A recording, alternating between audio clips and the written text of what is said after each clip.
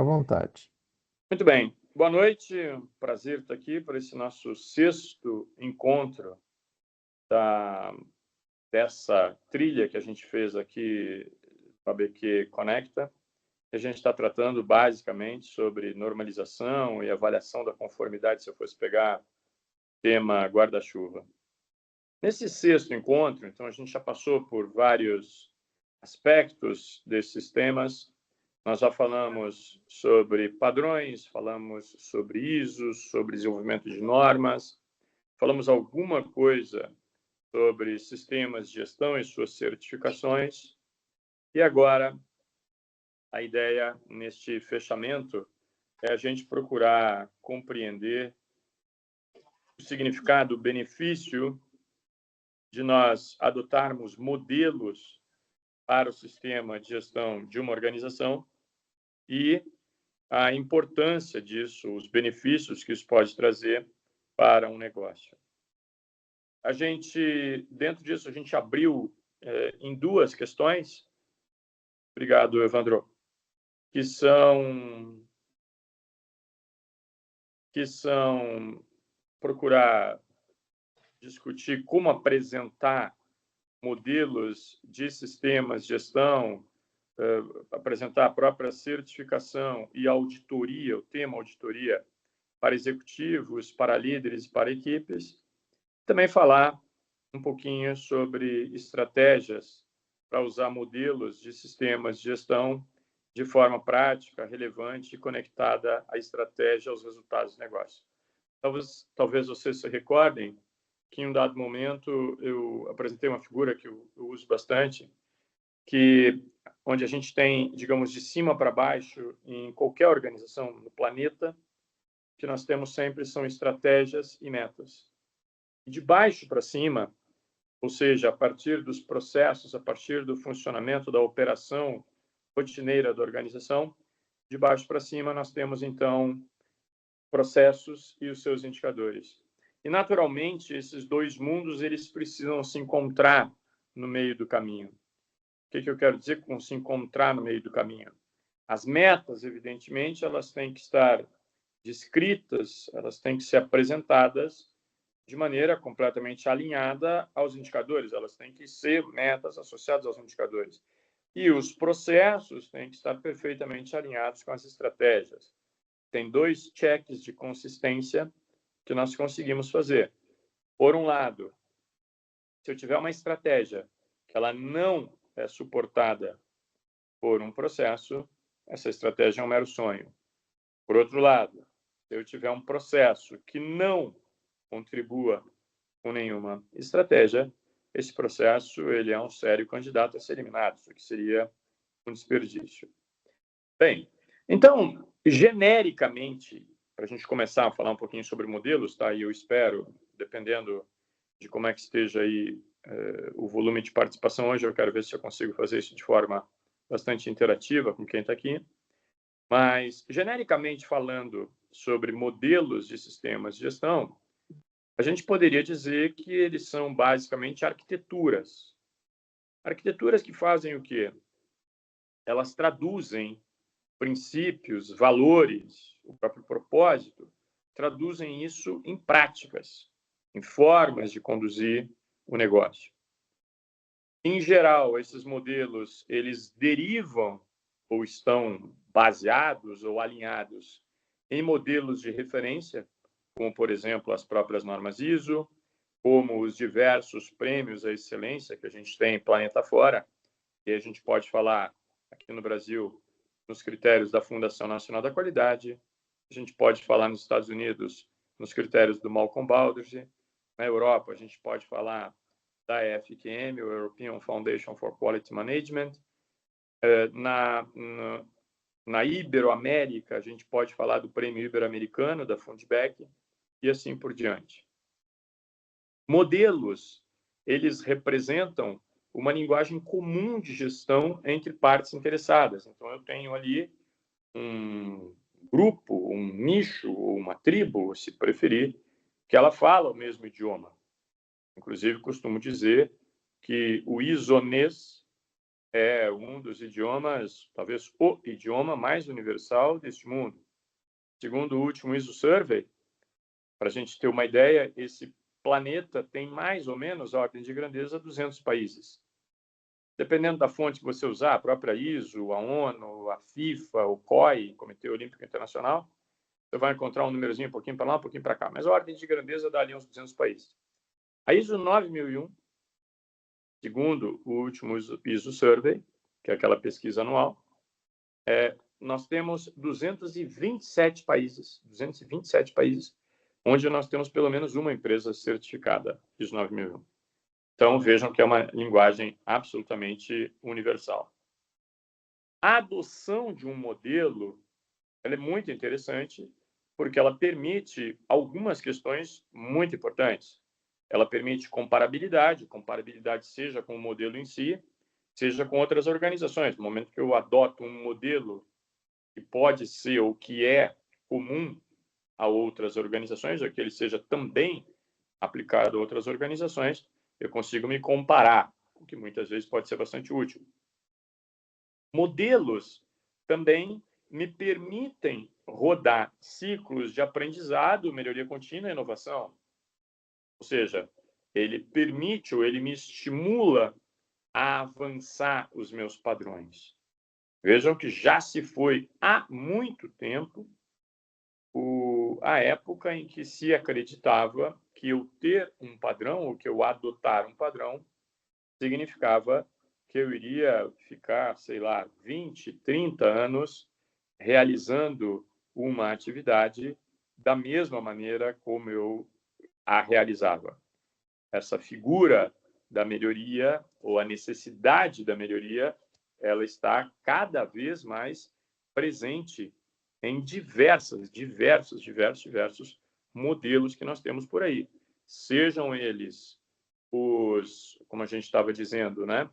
Sejam eles aqueles que estão descritos ou apresentados em normas de sistemas de gestão, sejam eles aqueles que estão apresentados e constam em critérios de prêmios à excelência. Muito bem.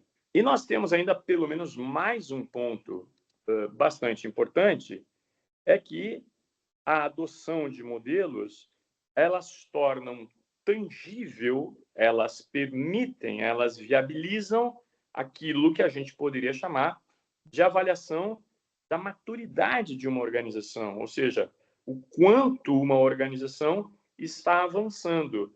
Então, quando a gente junta ali a própria questão da comparabilidade, como eu dizia, comparabilidade com o modelo e rodar aqueles ciclos de aprendizado, melhoria contínua, inovação.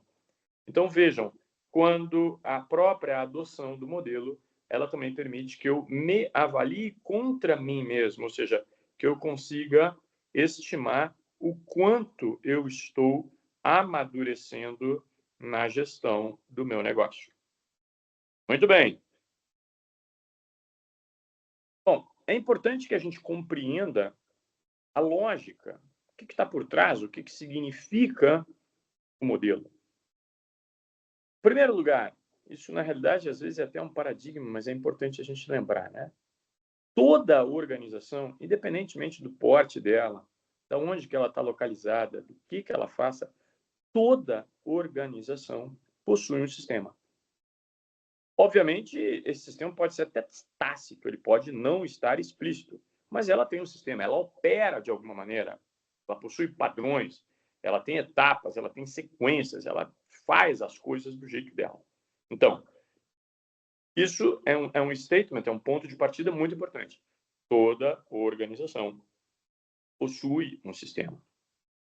O que ocorre quando a gente procurar avançar esse modelo ou adotar um modelo é que eu poderia usar até a expressão que eu simpatizo, eu tenho uma espécie de mapa mental estruturado do meu negócio. Eu consigo enxergar o meu negócio de uma maneira um pouco mais lógica, né? Então, eu poderia dizer que aquele primeiro comentário, a gente está se referindo a sistemas absolutamente tácitos.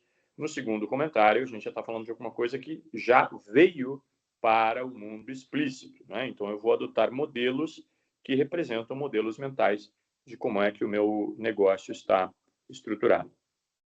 Diga lá, Juliano.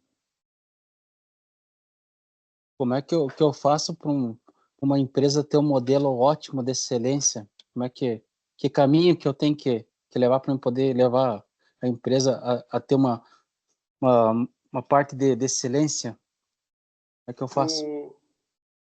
Alcançar a excelência ou estar avançando em direção à excelência significa que você tem dois grandes movimentos absolutamente presentes na organização. Você tem que ter um movimento que é o movimento de você, de maneira absolutamente disciplinada, estruturada e ordenada, aplicar todos os padrões que se aplicam àquela gestão. Então, é o famoso always follow the procedure. Se tem procedimento, eu vou seguir o procedimento. Então, por um lado, eu tenho que criar, aprimorar uma cultura de estrita adesão a todos os meus padrões. E, ao mesmo tempo, eu tenho que fazer um segundo movimento, que é o movimento de buscar permanentemente aprimorar estes padrões. Então, veja, com isso, é como se você fosse criar dois movimentos. Imagina um movimento horizontal aqui, que é você garantir, então, que todos os padrões vão ser aplicados em todos os locais, em todas as situações em que ele precisa ser aplicado. Imagina um movimento vertical, onde você vai estar permanente, continuamente, procurando melhorar e ou inovar esses padrões. A excelência, ela estaria aqui na ponta, né? Ela significa que você conseguiu combinar as duas coisas. Veja, de nada adianta você aplicar disciplinadamente, intensamente, um conjunto de padrões que eles não são revisados. Isso aqui vai me deixar no zero. Imagina aqui um eixo vertical e um eixo horizontal.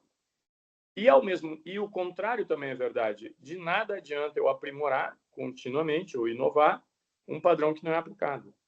Então, a excelência significa o quê? Que você consegue ter esses dois movimentos presentes numa organização. Por um lado, você aplica todos os padrões que existem e, por outro lado, você contínua e permanentemente está procurando aprimorar, melhorar, inovar esses padrões. Então, esses são os dois movimentos que você tem que fazer. Agora, para você ter aquilo que a gente comentou até ainda há pouco, aquele lance de comparabilidade, etc., o que eu recomendaria fortemente é que você opte por adotar um modelo que já é um modelo de excelência. E aí, o que nós temos hoje no planeta de modelos de excelência disponíveis são aqueles que a gente comentou há pouco, né? São todos aqueles modelos de prêmios. A gente mencionou aqui o Prêmio Nacional da Qualidade, mencionou o Fundback, mencionou o Malcolm Baldrige, mencionou o FKN. Esses modelos, eles vão te fazer uma porção de perguntas. E essas perguntas são aquelas que você tem que dar essas duas respostas. Quais são os padrões que a gente tem aqui na organização para responder isso? Se esses padrões efetivamente são aplicados e o que a gente tem feito para aprimorar continuamente esses padrões. Respondi? É só isso. Respondeu. Muito obrigado, tá? My pleasure. Muito bem. Bom, mas então, toda organização tem um sistema, ainda que no mundo tácito. Esse sistema, no momento em que eu adoto, que eu balizo ele, que eu alinho ele a um modelo, eu passo a ter, então, o que a gente poderia chamar de mapa mental estruturado do meu negócio. A própria adoção de um modelo, ela promove o pensamento sistêmico, algo que é absolutamente sensacional. Ou seja, eu começo a compreender as conexões lógicas, eu poderia dizer, entre causas, efeitos e o próprio propósito, né? Eu começo a compreender melhor com o pensamento sistêmico, eu começo a compreender melhor fenômenos organizacionais, isso é muito importante, eu consigo compreender melhor como é que o meu negócio está funcionando e eu também reduzo, isso pode ser importante, não vamos entender mal, eu reduzo a dependência, não de pessoas no mau sentido, mas eu reduzo a dependência individualizada digamos assim. Por quê? Porque eu passo a ter processos desenhados. Vejam, um dos fundamentos de um sistema de gestão básico, talvez o primeiro fundamento, é o quê? Processos geram resultados. Processos geram resultados, ponto. Então, vejam, se eu tenho processos não estruturados, não planejados, eu vou ter imprevisibilidade dos resultados. Pode acontecer qualquer coisa, inclusive alguma coisa dá certo, mas processos não estruturados me levam a resultados imprevisíveis. Quando eu tenho processos nos quais eu consiga assegurar a reprodutibilidade, ou seja, sempre que ele for feito, ele vai ser realizado de uma maneira muito parecida, eu consigo garantir a previsibilidade de resultado. Agora, o que é melhor? Quando eu tenho a melhoria nesses processos, eu vou ter incremento de resultados. Eu costumo dizer que cada organização pode escolher em qual dessas três ela quer se encaixar. Ela quer ter processos não planejados, processos bagunçados, onde ela vai ter imprevisibilidade dos resultados, ou ela pode escolher ter reprodutibilidade dos processos desenhados, planejados, estruturados, e aí ela vai ter previsibilidade, pelo menos ela vai saber o que vai ser do outro lado, ou, melhor ainda, ela pode optar por ter processos que garantam a melhoria contínua, a inovação nos seus processos, e com isso ela vai obter incremento dos resultados. Bom, e mais um comentário, já que a gente está falando aqui de lógica dos modelos, é a gente lembrar que o sistema, na realidade, ele é a inteligência organizacional em forma de método, a inteligência, o conhecimento que essa organização tem a respeito dos seus produtos, a respeito dos seus processos, a respeito do seu mercado, a respeito dos seus clientes, das demais partes interessadas, etc, etc, etc. Então, essa inteligência organizacional, ela passa a estar organizada, digamos, como um método. Muito bem. Essa figurinha é uma figurinha que a gente usa internamente e eu, pessoalmente, aprecio bastante ela e daqui a pouquinho a gente vai... Tem um vídeo curto ali, deve ser 2 ou 3 minutos, eu vou pedir gentilmente para o Evandro passar na sequência, onde eu explico ela com um pouquinho mais de detalhe. Mas, basicamente, o que a gente procurou fazer?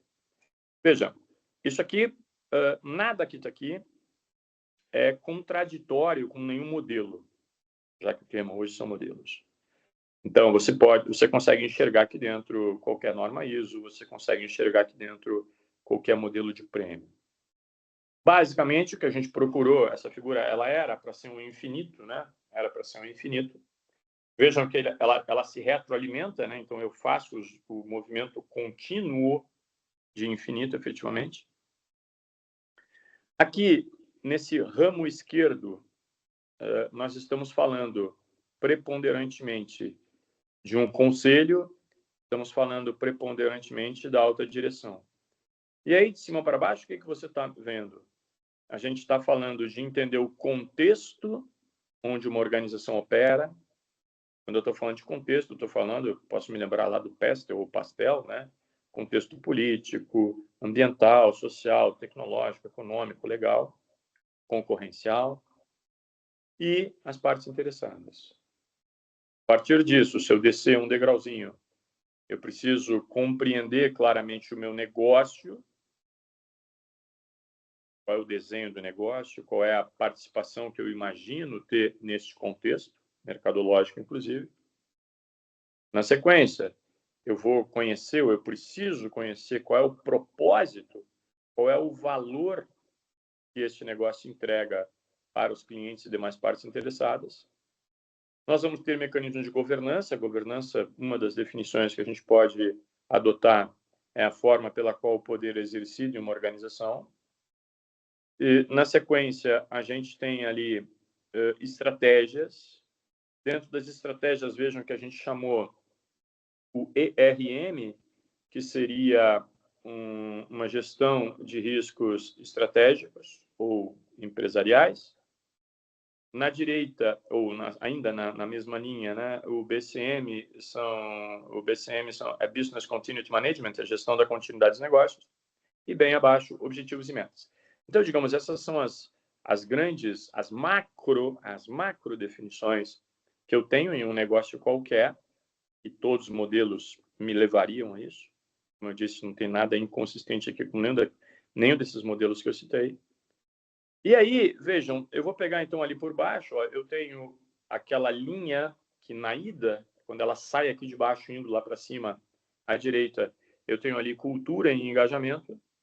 Depois, lá em cima, nessa mesma linha, eu tenho monitoramento, medição e reporte.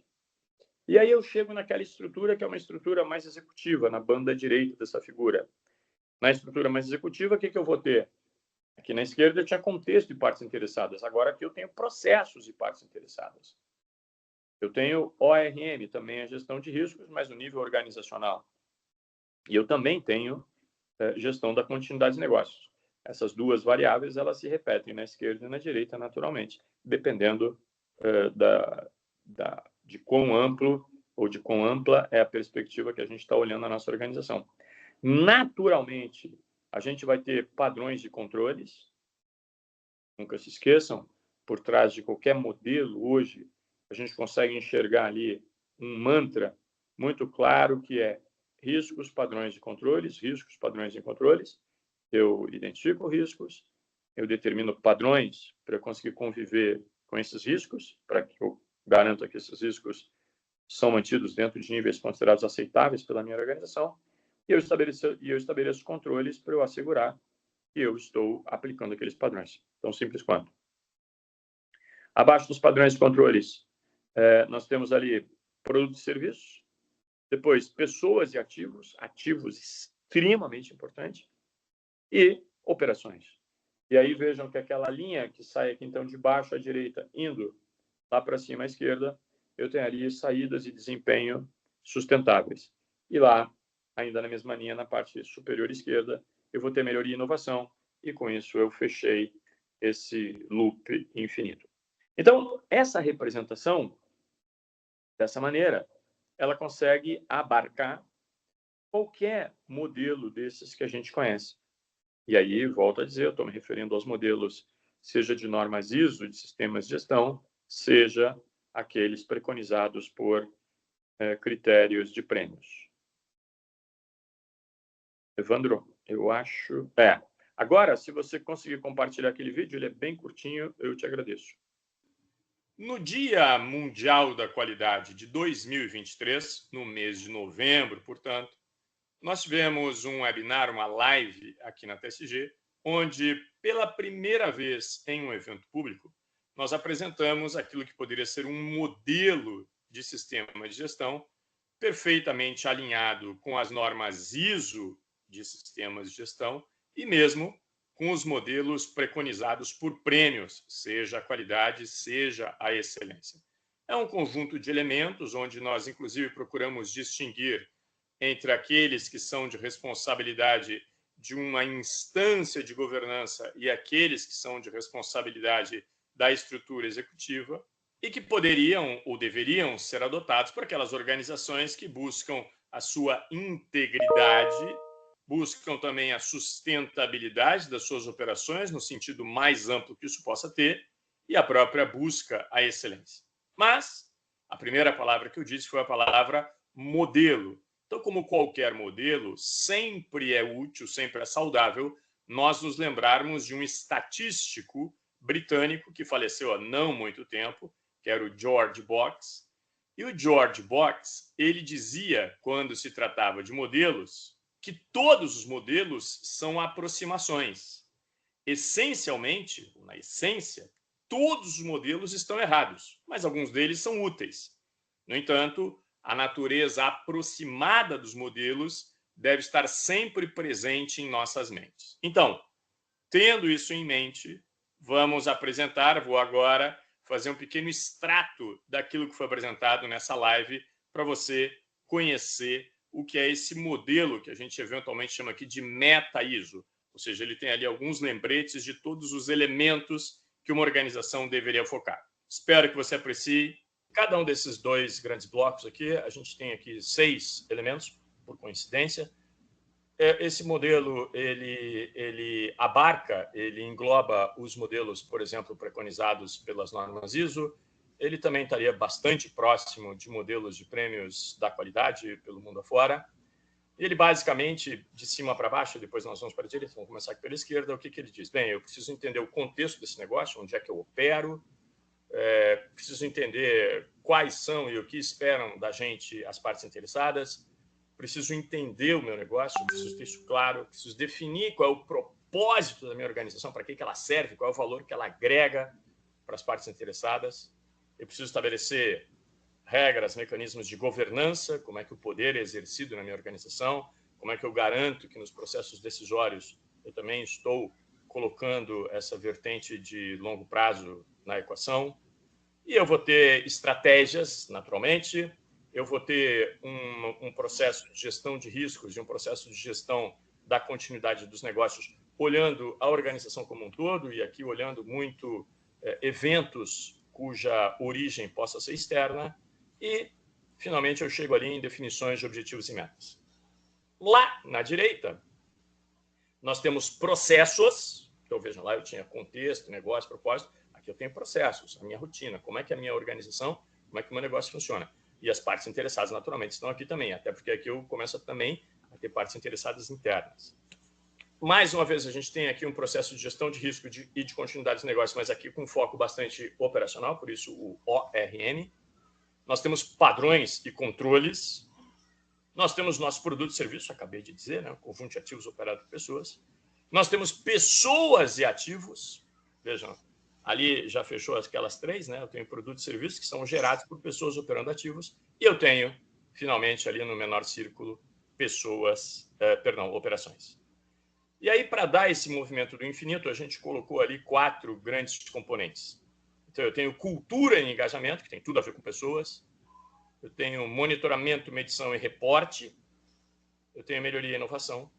E eu tenho as saídas e o desempenho sustentáveis, saídas dos meus processos, etc, etc, etc. Então, esse aqui é um modelo muito genérico que, em princípio, ele consegue abarcar uma boa parte, uma grande parte dos modelos que estão por aí, mas é só para a gente ter uma macrovisão do que é o nosso negócio. Agora sim. Muito bem. Então, isso pode ser uma representação de modelo.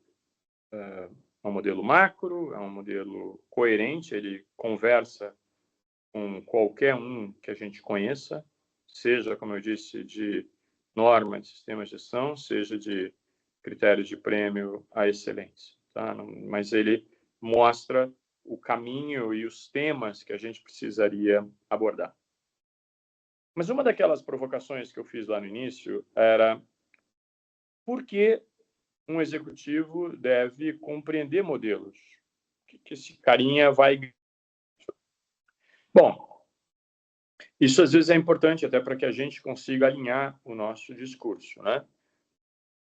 Em primeiro lugar, eu já mencionei 2 vezes, não só naquela figura, mas quando mais cedo eu comentei que de cima para baixo nós temos estratégias e metas, e de baixo para cima nós temos processos e indicadores. O modelo, ele em geral, ele vai reforçar ou ele vai atuar como uma ponte entre as estratégias da minha organização e a execução. Isso é completamente ou absolutamente inequívoco. Ele facilita a tomada de decisão baseada em dados e evidências. Por quê? Porque eu tenho o entendimento sistêmico da minha organização. Ele permite prever resultados, lembra? Eu falei ainda há pouco, processos geram resultados. Quando eu tenho reprodutibilidade de processos, eu tenho previsibilidade de resultados. Ele permite prever resultados, ele permite gerenciar riscos com maior precisão.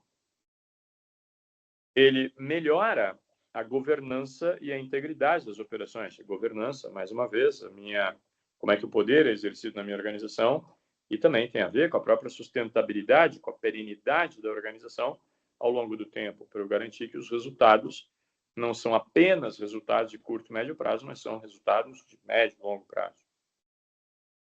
E também um executivo deve compreender por quê? Porque quando ele entende o modelo ou os modelos, com isso ele vai ser capaz de reforçar a cultura de disciplina, sustentabilidade e inovação. Vejam que quando eu estou falando dessa cultura de disciplina e inovação, essa aqui foi exatamente aquela pergunta que o Juliano tinha feito, né? Daqueles dois movimentos. O movimento de eu aplicar disciplinadamente todos os processos, todos os padrões que eu tenho na minha organização, e de eu procurar continuamente aprimorar, inovar os meus processos.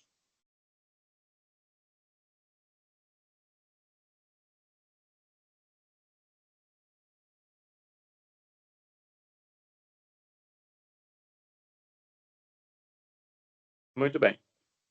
Os modelos, se nós formos enxergar eles como ferramenta, como elemento, como componente de liderança, isso aqui é um ponto bastante interessante também e que pode nos ajudar muito a vender esse peixe para os nossos queridos executivos.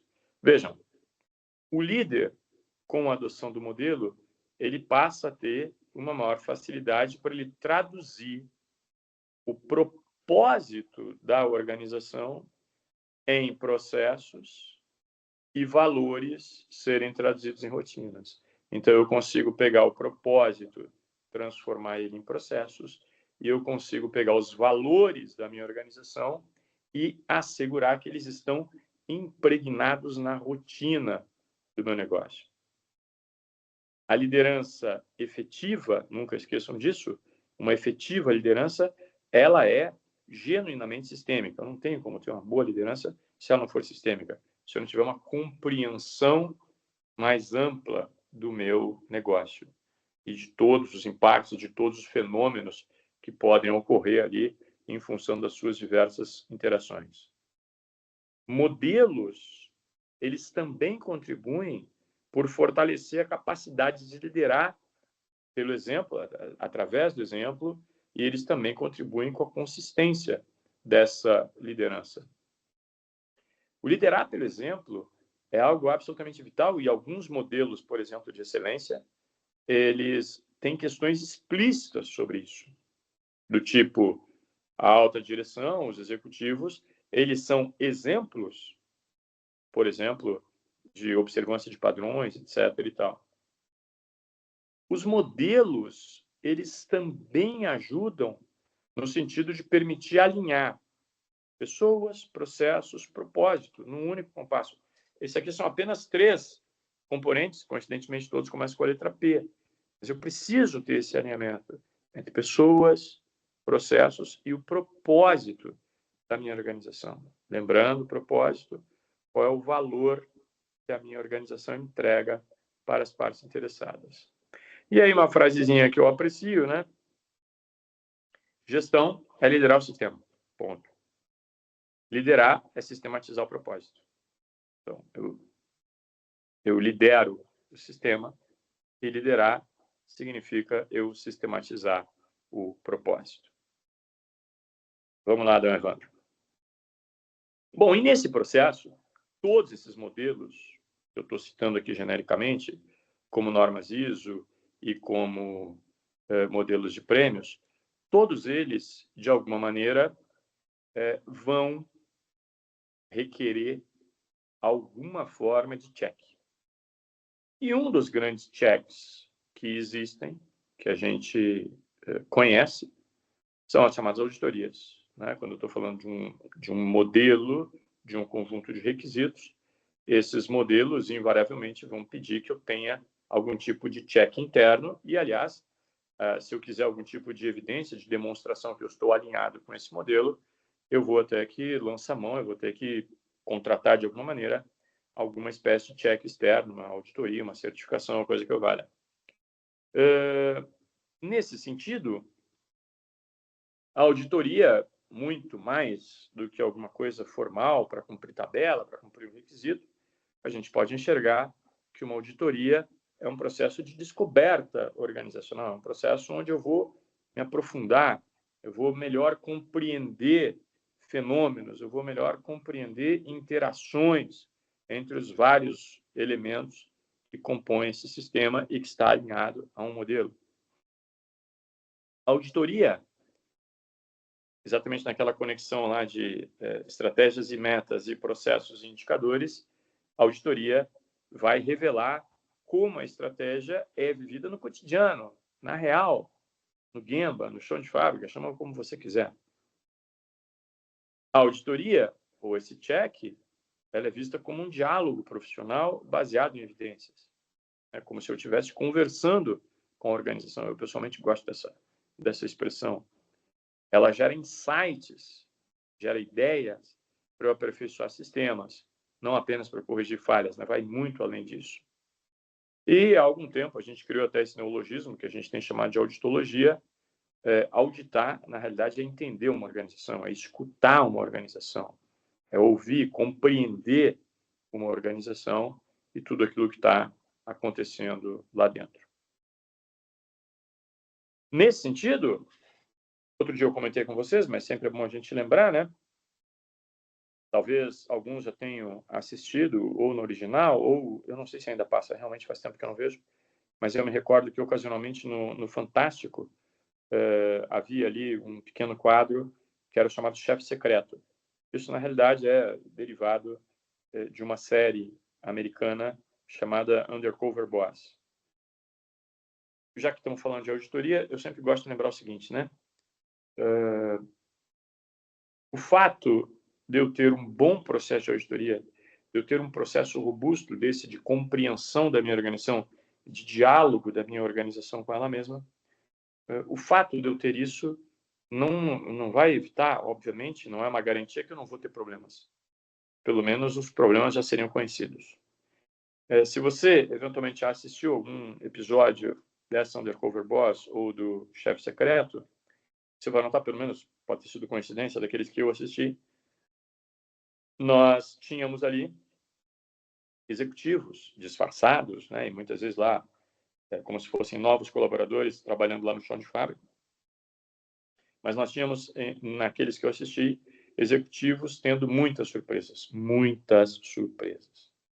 Quando, na realidade, uma boa auditoria ela deveria fazer com que, pelo menos, não fosse surpresa. Ele já estivesse sabendo que aquela questão está presente na sua organização. Então, a adoção de modelos esses que, tradicionalmente, eles vão estar fortemente amparados, construídos em cima de uma lógica como um PDCA, um Plan, Do, Check, Act, um PDSA, Plan, Do, Study, Act, ou coisa que eu valha, não importa, o SDCA, Standardize, etc., Standardize, Do, Check and Act, não importa o nome que você dê. Mas vejam, todos eles eu tenho check. E o check significa eu avaliar o quanto eu estou alinhado a esse modelo, o que é absolutamente vital. E esse é um grande benefício atrelado a qualquer adoção de modelo. Muito bem, Dom Evandro, por favor. Bom, mas continuando ainda, como é que eu vou apresentar o valor, benefício da adoção de um sistema, ou de um modelo, perdão, para um executivo? Eu costumo resumir isso da seguinte maneira. Em primeiro lugar, eu vou procurar falar sempre no valor estratégico. Tem que entrar inicialmente no formato do modelo. O formato talvez seja a 10ª questão que eu vou apresentar. Eu preciso primeiro vender o peixe, sensibilizar, conscientizar sobre o valor estratégico daquele modelo. O que aquilo ali pode me trazer de benefício? Em segundo lugar, impactos econômicos da adoção desse modelo. Econômicos e reputacionais. Quanto à adoção desse modelo, que pode ter um mecanismo externo de avaliação da conformidade, de auditoria, chama lá como você quiser, o quanto que isso aí pode ter de impacto positivo para o nosso negócio. Também é importante que eu adote uma linguagem de risco, resultado e relevância, não de requisitos. Vejam que, coincidente, todos têm R. Eu tenho que falar muito mais ou muito antes de falar de requisitos. Eu tenho que falar de riscos do negócio. Eu tenho que falar de resultados e eu tenho que falar de relevância. Depois que isso aí está bem dominado, eu posso até falar de requisitos. Requisitos entra junto lá com o modelo. E quantas vezes qualquer um de nós aqui já não caiu na armadilha de começar um papo desses, de começar uma conversa dessas, falando sobre requisitos e sobre o modelo em si, que não faz o menor sentido. Ainda, possibilidade de benchmark, possibilidade de eu ter dados globais, possibilidade de eu pesquisar e eu encontrar histórias de confiança, histórias que foram, digamos, recheadas, que foram reforçadas de confiança numa dada organização, porque ela passou a adotar esse ou aquele modelo e isso trouxe algum benefício reputacional, de imagem, etc, etc, etc. E aí também, mais uma frasezinha que eu aprecio, né? Eu sempre digo assim, ó, modelos e padrões, eles não limitam. Eles não limitam. Até porque, voltando àquela pergunta lá do João, eu falei que eram 2 movimentos, né? Eu tenho aquele movimento que eu representei ali na vertical, que é um movimento de busca de melhoria contínua e inovação permanente e contínuos. Modelos e padrões, na realidade, eles libertam, ou eles permitem que eu me liberte. Eles permitem que eu avance, mas que eu avance de forma estruturada, que eu avance rodando ciclos de aprendizado planejados, com etapas, etc, etc e tal. Usar esses modelos, eu consigo alinhar. Eu consigo... Tem uma caixa aqui que ficou na frente, Evandro, pelo menos para mim, deixa eu ver. Deu.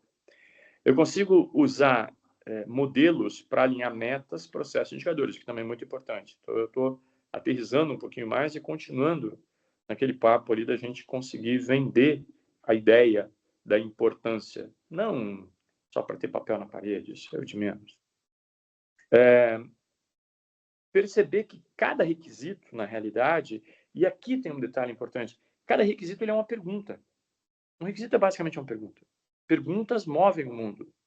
Perguntas movem o mundo, não as respostas. Porque a pergunta faz as pessoas refletirem. A pergunta faz as pessoas pensarem.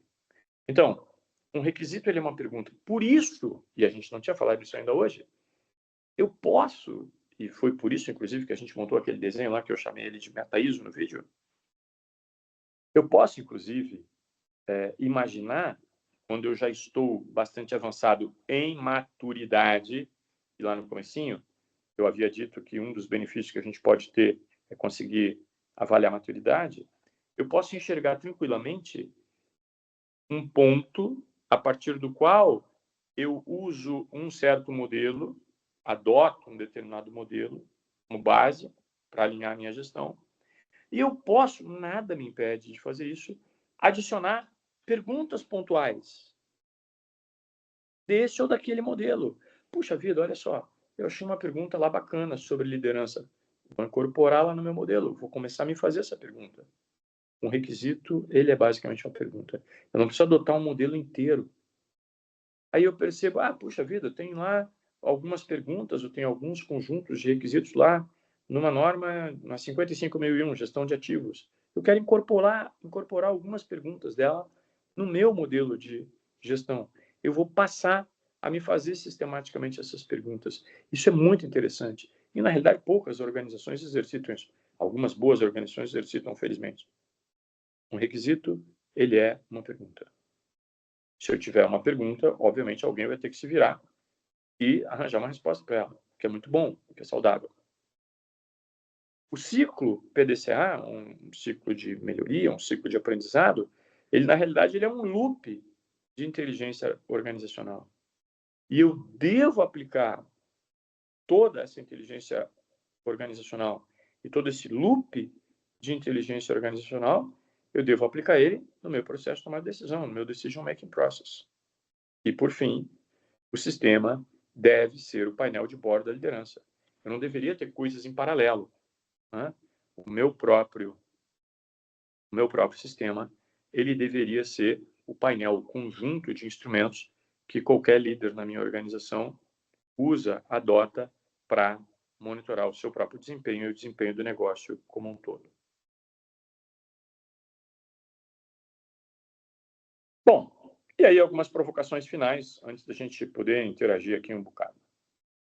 O mundo, ele valoriza organizações que aprendem, organizações que fazem aqueles dois movimentos que eu comentei lá no início. Movimento horizontal, de aplicação de padrões, sempre, sempre, sempre, sempre, e aquele movimento vertical de aprimoramento desses padrões. A excelência, portanto, a excelência não é um estado, a gente não chega lá, mas ela representa esse esforço contínuo de cada um na nossa organização no que diz respeito ao modo de pensar e modo de agir. Quando eu falo de certificação ou de outra forma qualquer de avaliação da conformidade, hoje em dia a gente tem diversas outras, a gente tem validação, tem verificação, etc. A certificação ou qualquer outra forma, volto a dizer, de avaliação da conformidade, na realidade ela é um selo de confiança. E também ela demonstra maturidade. E por fim, já que eu ainda tenho o hábito de auditar bastante, auditar é cuidar, é assegurar que um sistema... Opa! Maravilha, Haroldo. Obrigado. Bom descanso, irmão. Auditar, na realidade, é cuidar, é assegurar que o sistema continua fazendo sentido, né?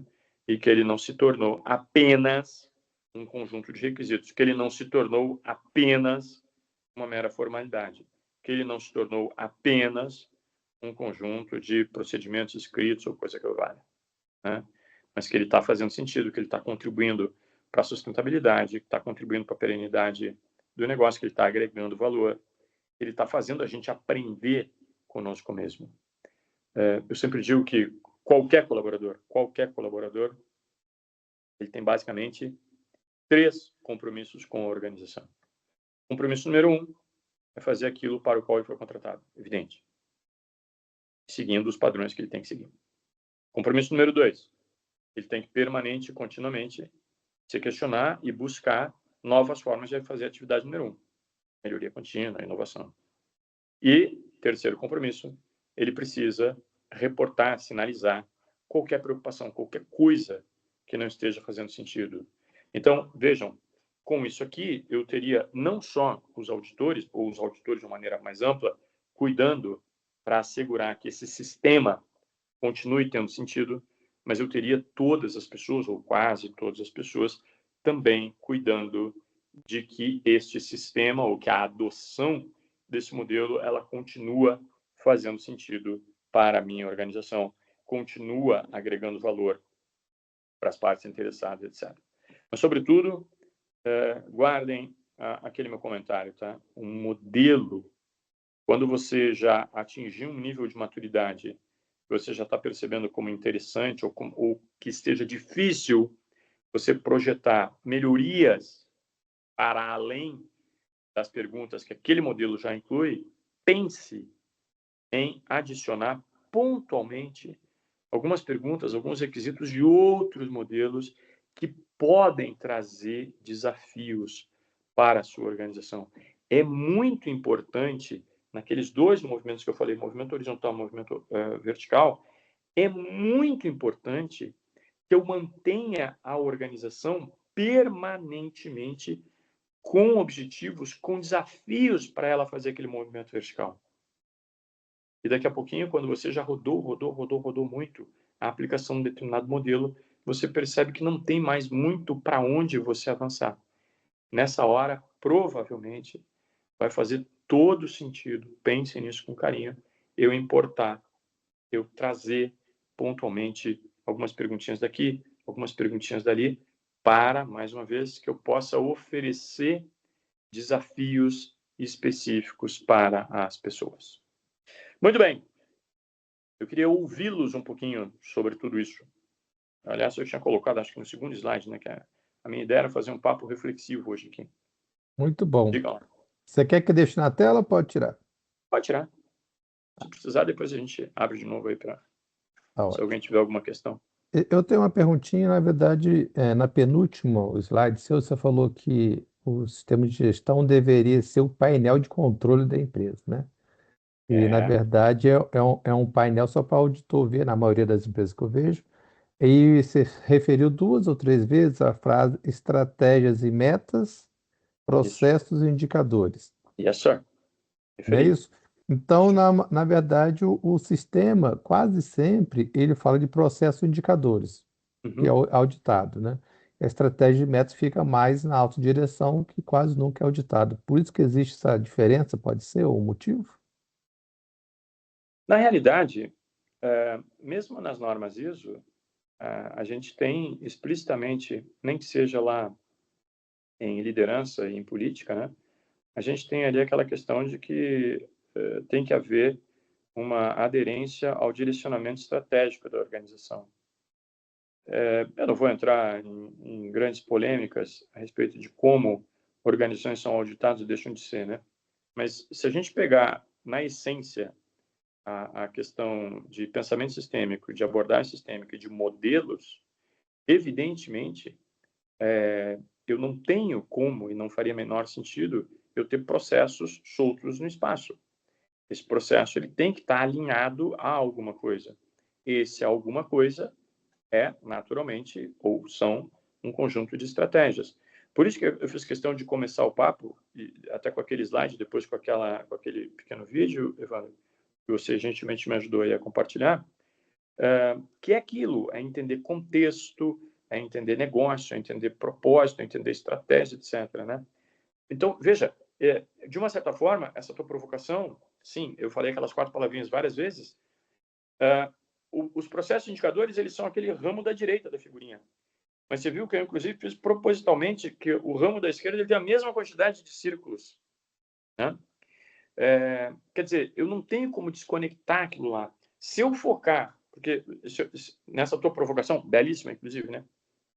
Se eu focar excessivamente aqui na direita, veja, é como se eu estivesse esquecendo metade das coisas.